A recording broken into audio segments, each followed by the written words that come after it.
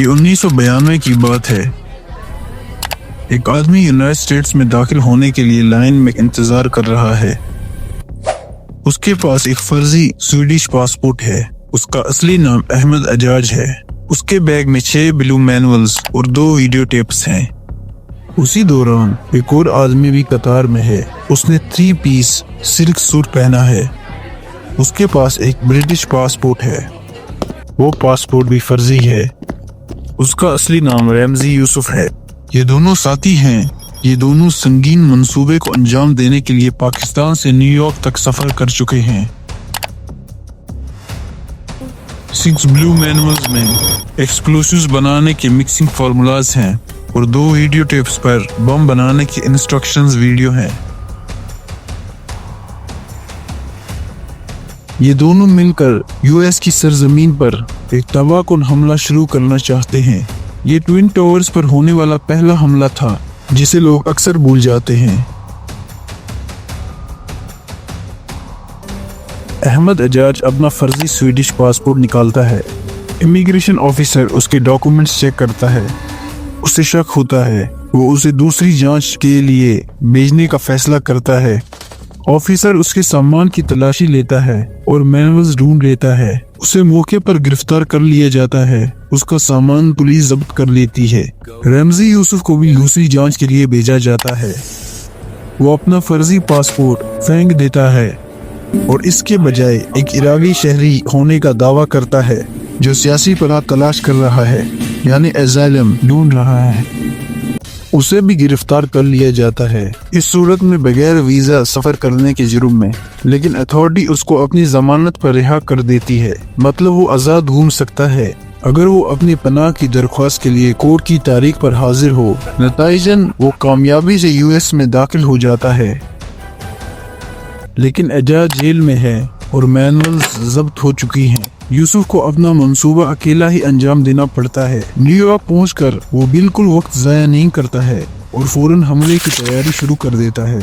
उसे एक बड़ा बम बनाना है एक मिडिल मैन के जरिए। यूसुफ एजाज से, जो अभी जेल में है, मालूमात का तबादला करता है। कोर्ट ने हुकूमत को एजाज का सामान, जिसमें वो ब्लू मैनुअल्स हैं, रिहा करने का हुक्म दिया। ये साफ नहीं कि अथॉरिटीज बम बनाने के मंसूबे क्यों रिहा करेगी। ये शायद एक बहुत बड़ी गलती थी। यूसुफ ने किसी को मैनुअल्स लेने के लिए भेजा। अब उसे साथियों की जरूरत है। वो उन्हें जर्सी में तलाश करेगा। यूसुफ में लोगों को बहकाने का हुनर है।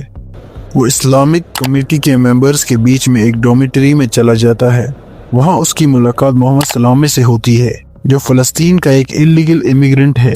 सलामे मस्जिद में आता जाता रहता है और ये मस्जिद रेडिकल तबलीग के लिए जानी जाती है। इस मस्जिद के इर्द गिर्द यूसुफ और लोगों को रिक्रूट करता है जो अमेरिका और इसराइल से नफरत करते हैं। 3 नए मेंबर्स, जिसमें एक केमिस्ट शामिल है, उसके इस ऑपरेशन में शामिल हो जाते हैं। अगले चंद हफ्तों में ये ग्रुप बम तैयार करने की जरूरी मवाद और केमिकल जमा करते हैं। वो सब कुछ जर्सी के एक किराए के स्टोरेज यूनिट में छुपा कर रखते हैं। रमजी यूसुफ के आने के तकरीबन 2 महीने बाद ये लोग इस मामूली घर में ग्राउंड फ्लोर का एक अपार्टमेंट किराए पर लेते हैं। ये लोग बम असेंबल करने का काम शुरू करते हैं। मेन इंग्रेडिएंट एक एक्सप्लोसिव केमिकल है जिसे यूरिया नाइट्रेट कहते हैं। जहरीली केमिकल की वजह से वो सर्जिकल मास्क पहनते हैं। केमिकल्स बहुत नाजुक हैं।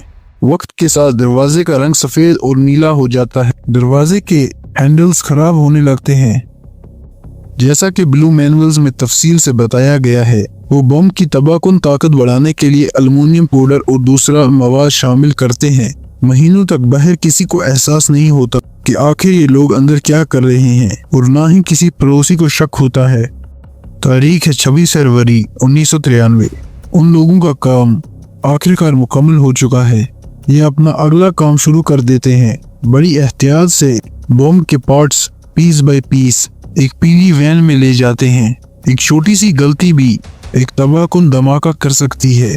एक धमाका जिसकी उन्हें उम्मीद है कि वो ट्विन टावर्स को गिरा देगा। Twin towers 2 lakh ton steel से बनी वो लोअर मैनहट्टन में वर्ल्ड ट्रेड सेंटर कॉम्प्लेक्स का दिल है। जब वो 1971 में मुकम्मल हुई तो वो दुनिया की सबसे ऊंची इमारतें बन गई। ये आइकॉनिक स्काईस्केपर्स न्यूयॉर्क सिटी की स्काईलाइन को शक्ल देते हैं। वो यूएस की खुशहाली और ताकत की अलामत है। अंदर कॉमर्स और इंटरनेशनल रिलेशंस की एक जीती जागती दुनिया है। ये एक शहर के अंदर एक शहर है। 19 रेस्टोरेंट्स, 80 दुकानें और अनगिनत ऑफिसेज, जिसमें 29 ममालिक की 403 कंपनीज हैं।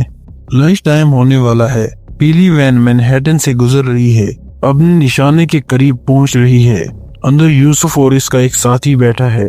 वैन वर्ल्ड ट्रेड सेंटर के अंडरग्राउंड पार्किंग गैराज में रुकती है। वो लेवल B2 पर एक नो पार्किंग जोन में खड़ी हो जाती है। आदमी गाड़ी से निकलते हैं और पिछला हिस्सा खोलते हैं। पिछले कंपार्टमेंट में कई बड़े बैरल्स, कुछ कार्डबोर्ड बॉक्सेस और एक लंबी रस्सी है। एक आदमी फ्यूज को जलाता है। वैन से कुछ मीटर्स दूर एक और कार एक और साथी के साथ इंतजार कर रही है। यूसुफ और उसका दूसरा साथी उसके अंदर कूद जाते हैं। इस दौरान बिल्डिंग के अंदर 50,000 लोग अपना काम कर रहे होते हैं। जब बम फटता है तो जमीन हिल जाती है। अचानक स्मोक और हवा रश कर जाती है। एलिवेटर बंद हो जाते हैं और लोग इमरजेंसी स्टेयर्स में अंधेरे में नीचे निकलते हैं। पार्किंग गैराज में एक बड़ा होल बन जाता है जो 60 मीटर गहरा और 30 मीटर चौड़ा होता है। 1000 से ज्यादा लोग इंजर होते हैं और 6 लोगों की जान चली जाती है। टेररिस्ट्स का प्लान ये था कि नॉर्थ टावर साउथ टावर पर गिर जाएगी, मगर बम फाउंडेशन के करीब नहीं था और बम का साइज भी उतना बड़ा नहीं था कि टावर्स को गिरा सके। अटैक के बाद यूसुफ हुडसन रिवर के पास न्यूयॉर्क की स्काईलाइन को देखता है और नाराज होता है कि टावर्स अभी भी खड़े हैं। उस दिन वो पाकिस्तान भाग जाता है। FBI को डेब्रिस में वैन का VIN नंबर मिल जाता है। वो रेंटल कंपनी तक पहुंचते हैं और पता चलता है कि वो वैन मोहम्मद सलामे ने रेंट की थी। बम के अगले दिन ही सलामे रेंटल ऑफिस चला जाता है और अपना डिपॉजिट वापस लेने के लिए मांग करता है। बाद में वो बाहर निकलता है और फौरन ही FBI उसे अरेस्ट कर लेती है। फिर एक लेटर न्यूयॉर्क टाइम्स को मिलता है जिसमें अटैक की जिम्मेदारी ली जाती है और US को धमकी दी जाती है कि मिडिल ईस्ट में अगर धमाके बंद नहीं किए तो ऐसे हादसे फिर होते रहेंगे।